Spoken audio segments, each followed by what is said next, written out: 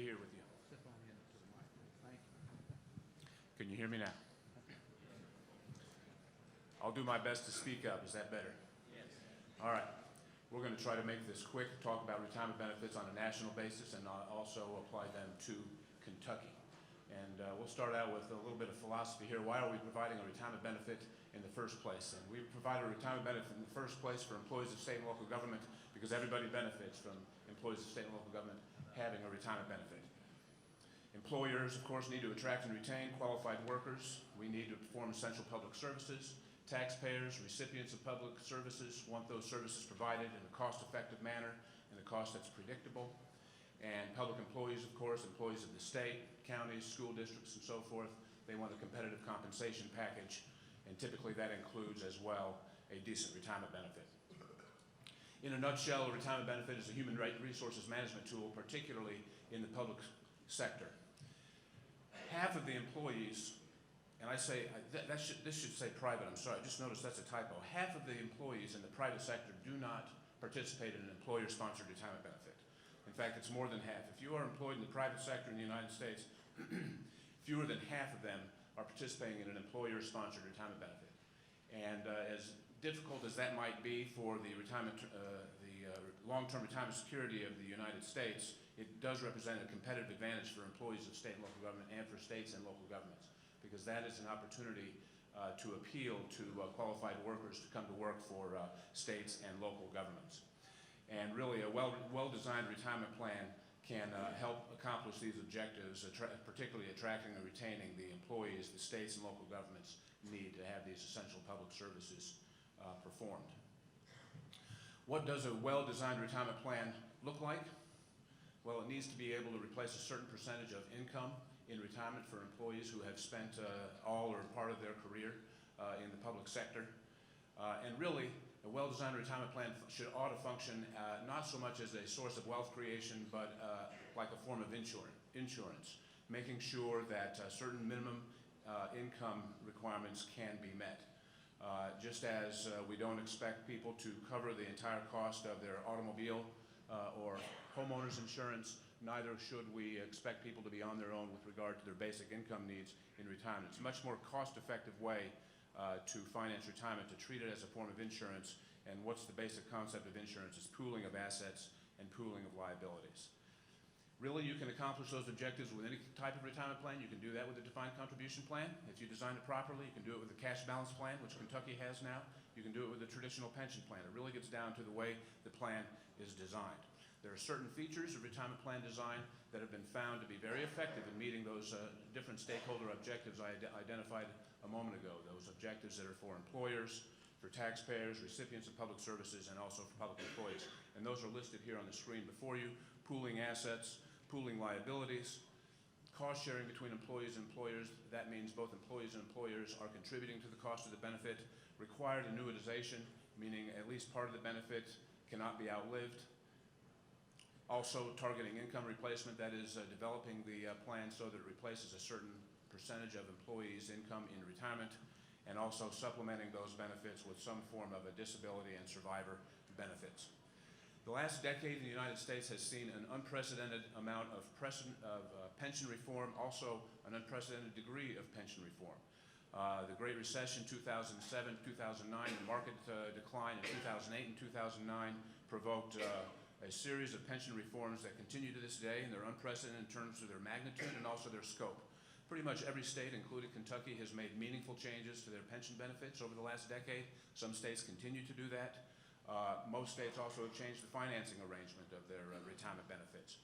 There's been a lot of risk sharing, risk shifting. Employees are bearing much more of the risk today than they were 10 years ago, and that is a change that we continue to see. And your cash balance plan that was implemented a few years ago for non-teachers in the state is a perfect example of that risk sharing. This map on the screen here is showing the states that established new hybrid plans just over the last decade. Hybrid plan is a retirement benefit for employees of state and local government that contains elements of traditional pension plans, but also includes elements of defined contribution or 401k type plans. And you can see that Kentucky is one of the states that are listed on here. Kentucky established, of course, as you well know, cash balance plans for new hires in the last in the last number of years. Now, if you look at all of the states that have got hybrid plans in the United States, if you looked at this map 25 years ago, there would be exactly 2 states in the United States that had hybrid plans for employees of state and local government. And those were Texas and Indiana. And you can see that we've got roughly 18 or 20 states. This is a major trend occurring in retirement benefits for employees of state and local government around the United States, and it continues. We're seeing about one state, on average, about one state every year add new hybrid plans for employees of state and local government. This is the big risk shifting from employers to employees. They're not shifting to defined contribution plans only. In very few cases have states or local governments shifted to 401k type plans as the primary retirement benefit for employees of state and local government. They're shifting to share the risk, and hybrid plans are one type of risk sharing that we are seeing. This is a heat map, and so the darker colored the state, the larger the percentage of employees of state and local government in that state who are participating in a hybrid retirement plan. But in a lot of cases, these shifts have applied to new hires only, and so as time goes on, these states will become darker as more employees participate in these hybrid plans. I want to talk for just a moment about the investment return assumption. When actuaries calculate the cost and funding condition of a pension plan, they're looking at lots of different factors, projections, expectations of what's going to happen, both demographically and financially, with regard to the retirement plan. It's called an actuarial valuation. And to do this, to accomplish this valuation and determine the cost of the plan, the funding condition of the plan, they have lots of expectations of what's going to happen in the future, actuarial assumptions. But there's one actuarial assumption that has a disproportionate effect on the cost and funding condition of the plan, and that's the investment return assumption. How much will the plan's investments earn going forward over the next 10, 20, 30 years in order to defray the cost of contributions that employees and employers have to make? Even a relatively small change in the investment return assumption can have a surprisingly large disproportionate effect on the funding condition and the cost of the plan. And this is something that we've really seen play out over the last number of years. Financial professionals now are expecting much lower levels of return of traditional asset classes like real estate, equities, fixed income, private equities, and so forth. And as a result, pension funds, among other, as well as other investors, have much lower expectations for what their portfolios are going to earn. And so that's been a real headwind for public pension funds over the last decade, because they've been having to reduce their investment return assumption, and as a result, all else equal, the cost of the pension plan is going up when expectations for investment returns are going down. This colorful chart is plotting the investment return assumption that is used by about 130 public pension plans in the United States. About 85% of all public pension plan assets and participants are reflected in these numbers. And so if you look at the left-hand side of this chart, you can see that the vast majority of public pension funds in the United States were assuming, expecting, projecting investment returns going forward of 8% or more. Very few of them were down at even at 7%. And if you look on the right-hand side of the chart where we are today, and in fiscal year 2020, you can see that there are almost no public pension funds anymore assuming or expecting 8%. Almost everybody has dropped their investment return assumption. Many have dropped it more than once. And if you look at the broad averages or the median half above, half below, they've dropped from 8% to 7.25%. That is a significant decline. That's a lot of dollars that are expected, a lot fewer dollars that are expected to flow into pension funds in the future as a result of lower expected returns. So again, all else equal, public pension funds are expecting a lot more money to come in from contributions from employers and employees as opposed to coming in from investment earnings. In addition, benefits have been cut over the last 10 years. And so a lot of that is the way that a lot of this lower investment return assumption has been financed, with lower benefits for employees. And I'm going to finish just by talking about funding levels.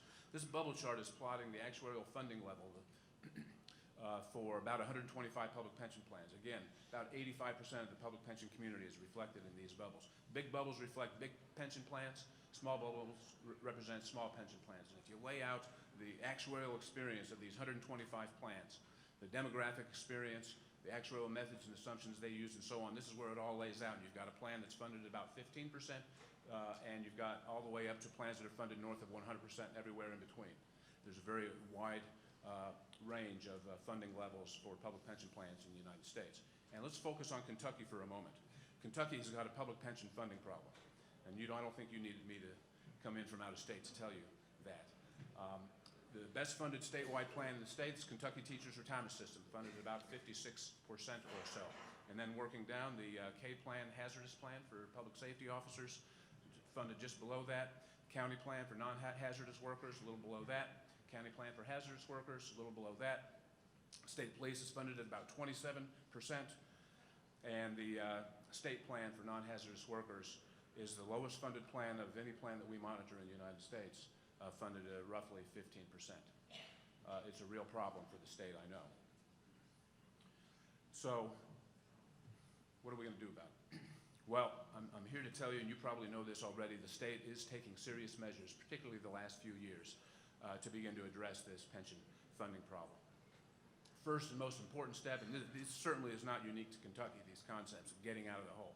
Pay the required contribution. For a number of years, particularly the state failed to pay its required pension contribution. There's no faster way than to dig yourself into an unfunded liability hole than to not pay the required contribution. The state has either begun paying its full required contribution or has a set of statutes to begin to commit to paying those. Also, the state traditionally, at least some of the pension plans, have not used amortization methods to pay down the unfunded liability that were very aggressive, and the state has changed that, is now using methods to begin to pay down those unfunded liabilities, and also the state is using much more realistic and conservative actuarial assumptions, including the investment return assumption, also the payroll growth assumption, and those are issues that Dave Eager is going to talk about here in just a moment.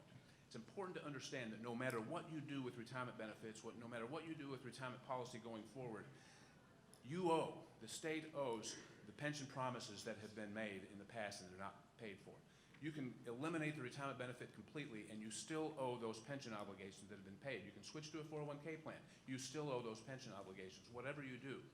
So pension policy really has to be considered in two realms. One is, what are we going to do going forward? Second, how are we going to pay for what we have already incurred? But you cannot wish it away. Those are obligations of the state. It's akin to bonded debt. And I'll finish with just an encouraging note to tell you that it wasn't very long ago, and I remember when this was the case. West Virginia Teachers Retirement Plan was funded at 9%. They operated essentially as a pay-as-you-go plan for almost the entire 20th century. In the 1980s, they realized they couldn't afford it anymore. They had not accumulated assets in advance. That plan now today is funded at almost 70%. They have dug themselves out of the hole. They did it by taking tobacco settlement monies about a decade ago and applying those to the pension obligation. They've used budget surplus monies and used those to pay down the unfunded liability.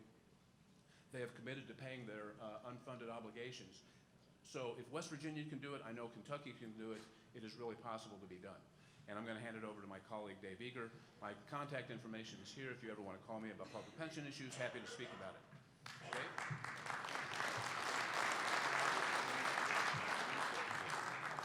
Morning.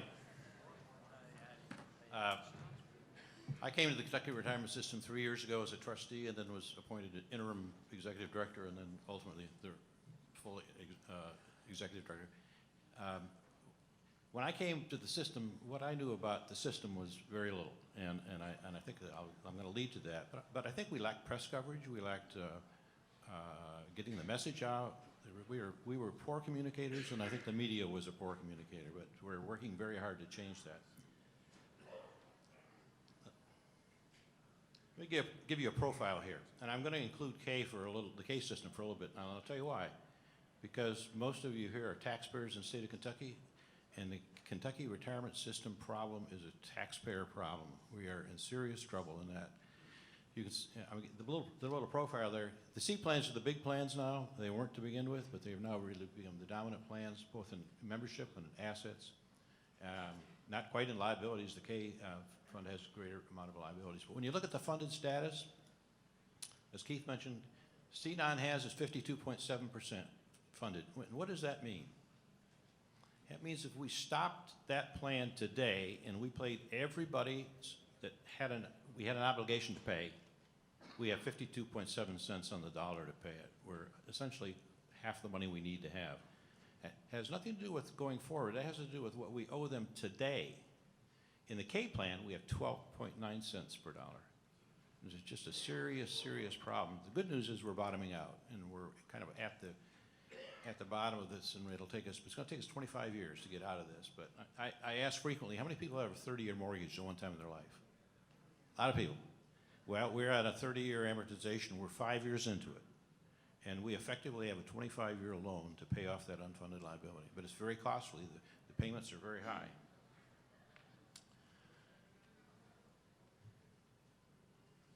Health plans. We think of the pension system as the problem. Well, we also have a healthcare trust, which is underfunded right down the line, and it has serious, significant dollars. The good news there is they are getting better and better. They all went up about 7% in the last valuation, and they'll be fully funded far before the pension system is, but it's an additional liability we have. Contribution rates. Here's the killer. And this is something that you all are concerned about. Normal cost, you can see on the CERS, normal cost, 8.7%. That means that the plan were fully funded today, and we were just paying for what the members earned in the next given year. We'd pay 8.7% of the payroll. In a K plan, it's 10.5. The unfunded liability is the problem. We're having to pay down that 47 cents that we don't have in the plan that we need to have to meet the obligations. And in the C plan, it's 18.6. The total is 27.3. As you're aware, we're phasing that in over it's probably going to be a 4-year period from a 19% rate to a 27. There's a lot of confusion about that, but 19% goes up by 12%, meaning it goes to 21, not to 31.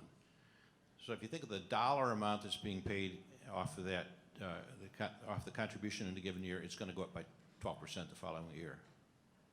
Not the rate's not going to go up by 12%. That 27.3 is probably going to be pretty much the peak. We'll begin to start down at some point. And that 27.3 will change modestly when the actuaries present their valuation in November to the board, our board. It'll get adjusted one way or the other. The 85% in the state's going to go to 90, maybe as high as 95, and that's probably going to be close to the peak. So in the state, if you hire an employee and you pay them $50,000, you've got to pay us $42,000 in pension. And an all-in load on an employee is over 100% of the compensation. I mean, it is the highest contribution rate, I think, in the country by far because we have the lowest funded status. I mean, they go hand in hand. Quick history. We have 3 tiers. Tier 1 is for anyone who began participating before September 1 of 2008. It's a generous pension plan. It's a generous health care plan. And it got to a point where we couldn't afford it. But the people who are in it are going to continue to get their benefits. There's no discussion at all about them not getting the benefits that they've earned. Tier 2 started in 2008. We reduced the pension benefit somewhat. We reduced the health care benefit rather significantly. There are a lot of people in the C system, bus drivers and all the way, who may look at the health benefits as being more attractive than the pension benefits. Because the health benefits prior to 2008 were extremely attractive. Then in 2014, we introduced the cash hybrid plan, as Keith mentioned. It works this way. Many of you may know it. How many of you are in the hybrid plan, by the way? So very few and fairly new.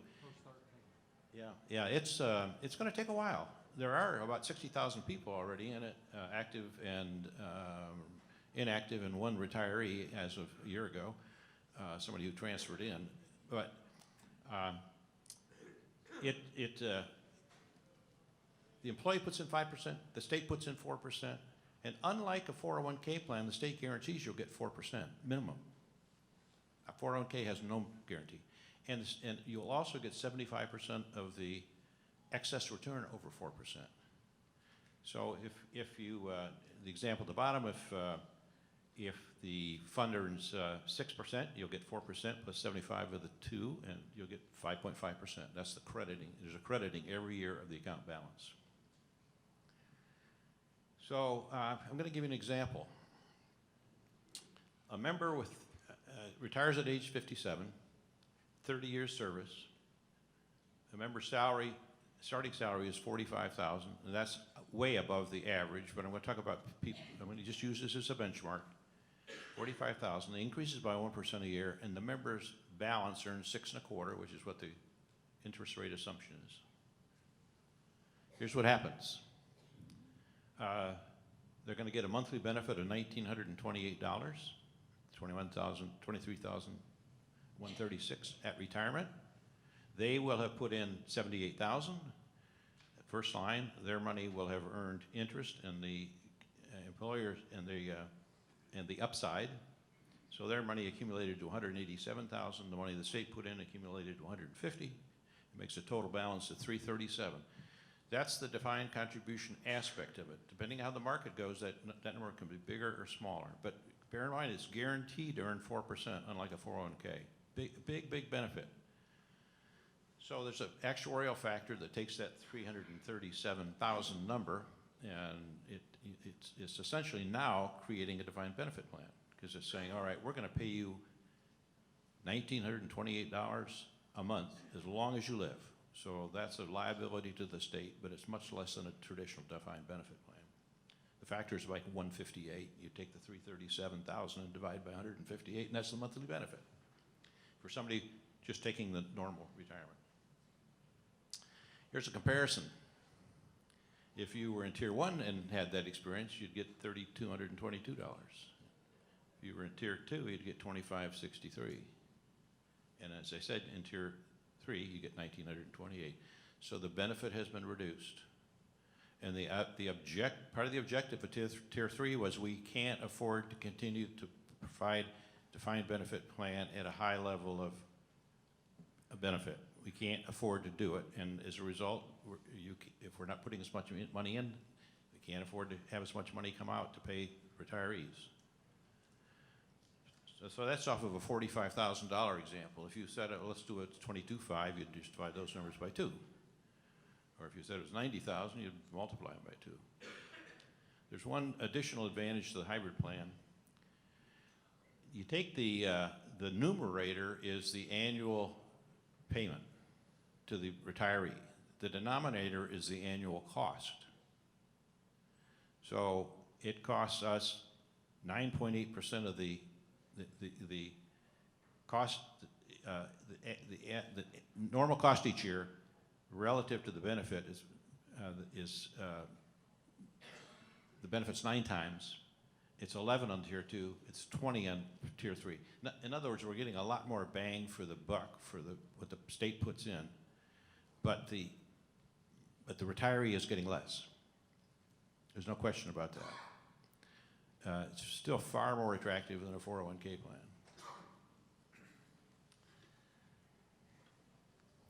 I want to give you a quick lesson in actuarial science. We've taken the 200 and some thousand members of the CERS non-hazardous plan, and we considered, let's just pretend it's one person, a composite.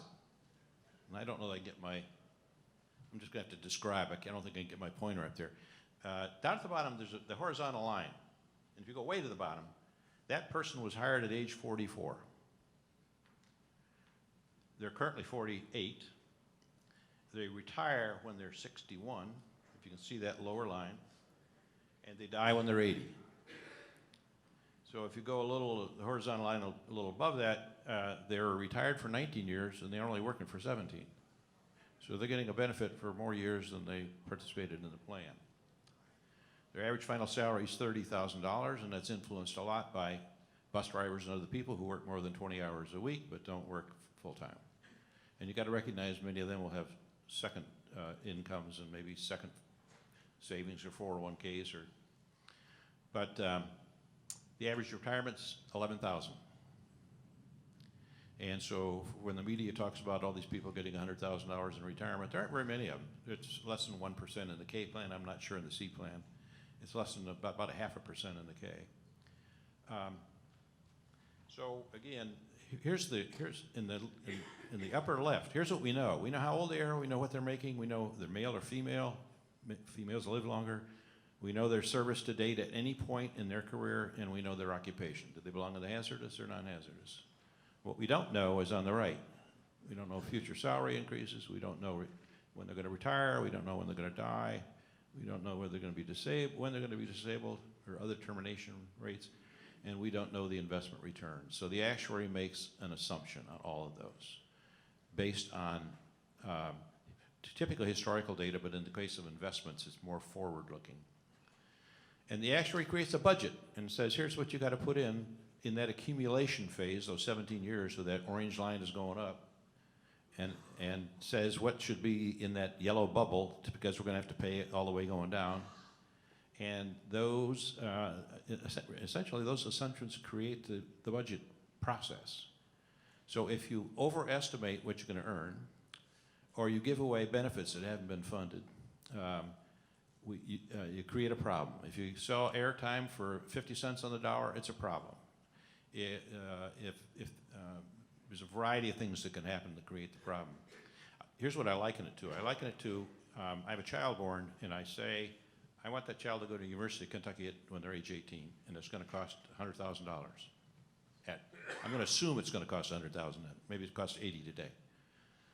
And I'm going to assume I'm going to earn 9% of my money, and I'm going to make certain other assumptions. And so I start off with a yearly budget to get that pot to $100,000. But some years I don't actually make the payment. Maybe a couple of years I take some money out. Somewhere along the line, maybe at age 16, the child says, Daddy, I want to go to Vanderbilt, not Kentucky. Well, now it's $200,000. So you've promised something you haven't funded. That's the situation we got into. And we're getting our way out. So what caused the CERS underfunding? Well, it wasn't short funding the ARC like KRS. We had 12 years in a row in the state fund where the legislature averaged about 40% of what we should have gotten. If we should have gotten $500 million, we got $200 million, and that went on for 12 straight years. It's been corrected the last 5 years, and I think you can give the governor and the legislators credit for finally saying, okay, we got to pay the ARC. In fact, we're getting a little extra. The teachers get a lot extra. K gets a little extra, and they put it into legislation. You got to pay the ARC. In case of C, we send you an invoice, as you well know, and you pay the bill. Had the K plan done the same thing, it would be about 33% funded. Most people think it'd be a lot more than that, but it'd be, instead of 12.9, it'd be about 33. So all the other factors had an impact. And it wasn't investment returns that were the problem. They've averaged 9.2% over the last 30 years, greater than the assumptions over that period of time. But the assumptions didn't match the experience. We allowed ourselves, and this is not the legislature, and this is not the governor, this is the board of KRS. They set the assumptions, and the board allowed the assumptions to be too liberal, too long, and we admit that. So the assumptions being unrealistic, that may be a bad term, but being too aggressive, too liberal, affected the C plan because we weren't asking for enough early on. So it's like we didn't ask enough in the past, now we're having to ask for excess now to make up for the shortfall. Negative cash flow. In the K plan, for 17 years, there was more money going out than coming in. We paid more out in benefits than we got in contributions. It went on, I don't know the exact number of years with the C plan, but it's been going, that's been a problem as well. We had two major market declines. We enhanced benefits, not free funding them. We sold airtime, any number of things caused that. So the assumptions were changed. In July of 2017, they affected, the first time they became in effect was fiscal 2019. The board looked at, we hired an actuary to do an independent study, and we had our own actuary do studies. We looked at what actually happened in recent times, last 10 or 20 years. And inflation was 2.2%. We had been estimating it was 3.25. We said make it 2.3. And by the way, the Federal Reserve's target inflation rate is 2.0%. So the Federal Reserve tries to manage the inflation rate and the growth rate at 2%. Why were we using 3.25? The interest assumption, as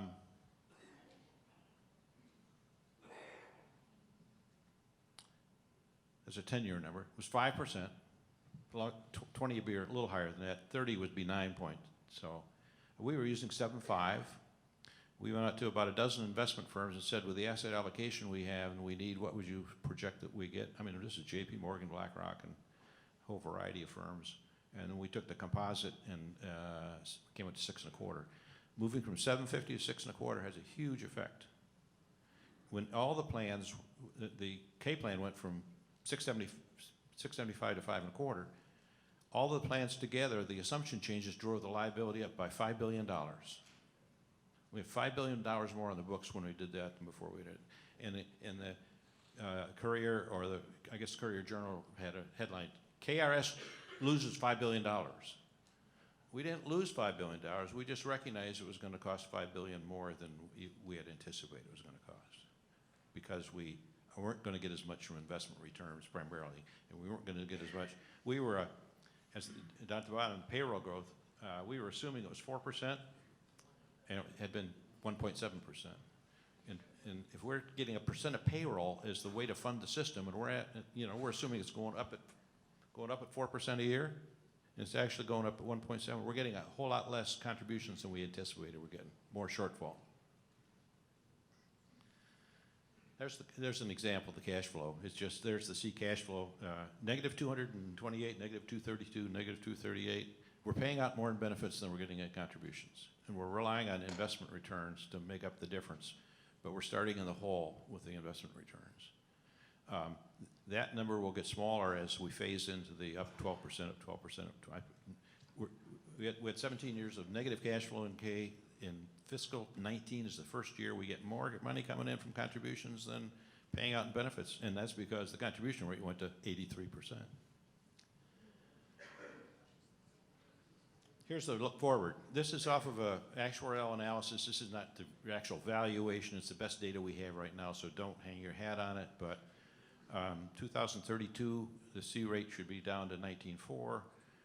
Funded status should be about to 70 by 2043. Contribution rate will be 2%. The normal cost of Tier 3 is about 2%. So if the plan is fully funded and everybody's in Tier 3, 2%, that's what the contribution rate's going to be. But it's going to take us a long time to get there. We have to get everybody out of Tier 1 and Tier 2, which will take a long time. But we are really when I first went to Frankfurt, I went to an A&R meeting, and one of the representatives said, "Mr. Eager, do you have a plan? Does KRS have a plan?" And I said, "Not that I'm aware of, but we have a plan. I mean, but it requires the funding discipline. We have to have the funding discipline." And what we say when the plans in K in particular, I'm going back to my taxpayer role, because it affects funding for everything else as well.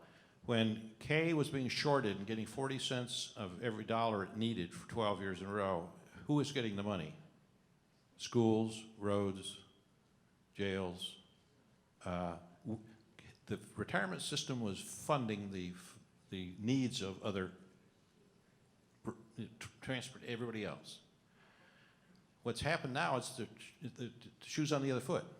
We're now getting the money we want at the expense of roads and jails, and so if we're in a quandary. And we talk about revenue.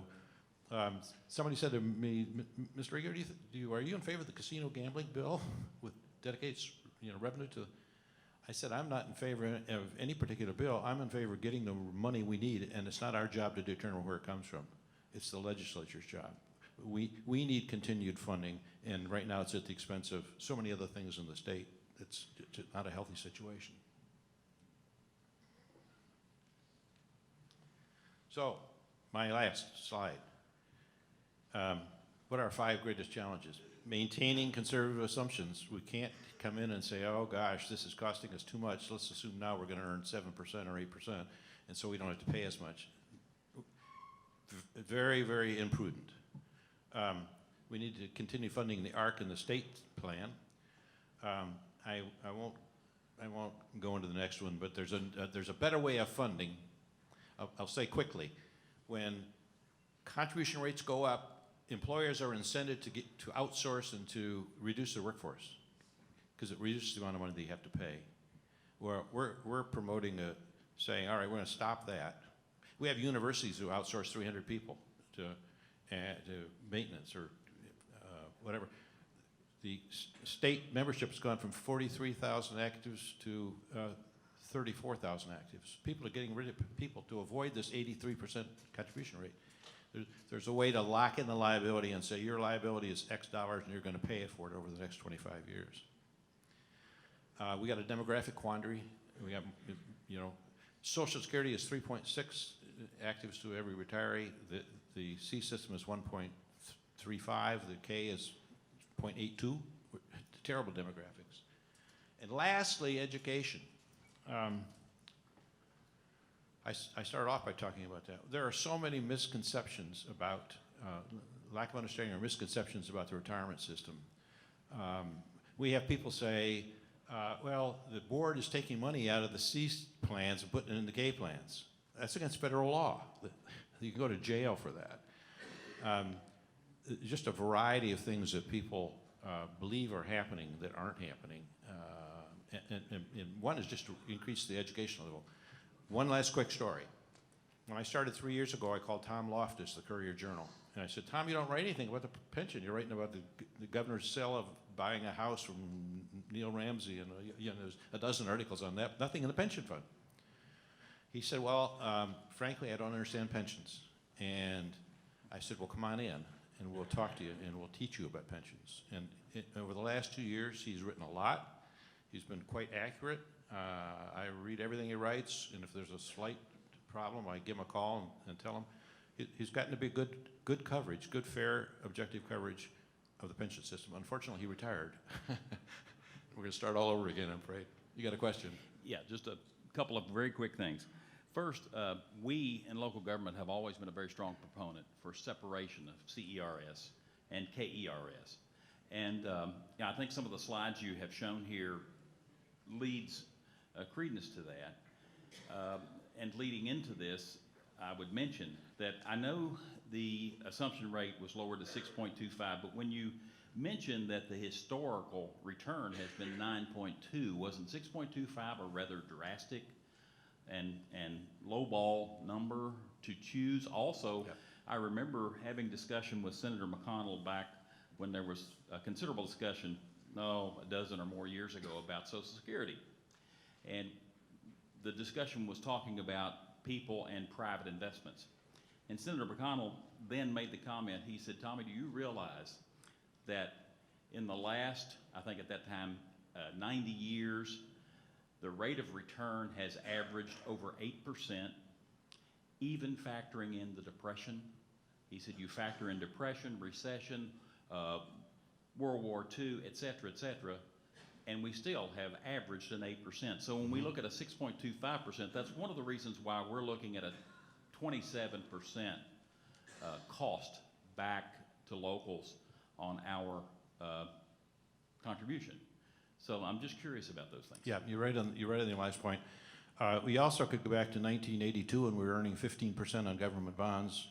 Today, the 30-year Treasury might be at 240 or 250. Sure, but I know that the whole goal of retirement is never to look at something from a 1 year or 2 year status. It's to look at it over, as you say, a 30-year or a longer term. Yeah, I think there's a feeling worldwide. Bill Gross coined the term the new norm about 10 years ago. We aren't going to get the kinds of returns going forward we've gotten in the past. Growth rates have slowed. Economies have slowed. It's going to just be more difficult. We have negative interest rates in Europe and Japan. Negative interest rates, believe it or not. So I would say, that's a forward-looking number, not a rear-looking number. It did have an impact. The second thing I'd say is the asset allocation has to be much more conservative when you got 50% funded as opposed to 100% funded. So the mix of the assets is more conservative. It further drives that down. I don't want to get too far into cessation. I don't think, I don't see what I showed that supports cessation. Well,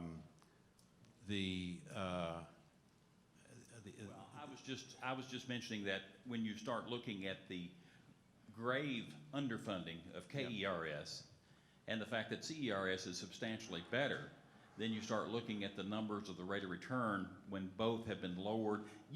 Part of the problem I've had with the way the system has been handled is that every time there's been an action taken on KERS, there's been a similar action taken to CERS, even though the two are not the same in terms of the level of funding. When an employee in KERS has had their benefits hacked, the attitude has been, well, we've got to hack CERS too. When there's been an issue, it's always been treated equally. They're not equal. Your sides show that. Yeah. And so why not have them separated as two separate systems, maybe even operating under one heading of KERS? Yeah. That's one thing we've discussed with the one of the things we've discussed with the PPOB. It should the C plan have its own board and this K plan have a board, but don't break the administration apart. That's the worst thing we could do. It would cost a substantial amount of money. That's on the table.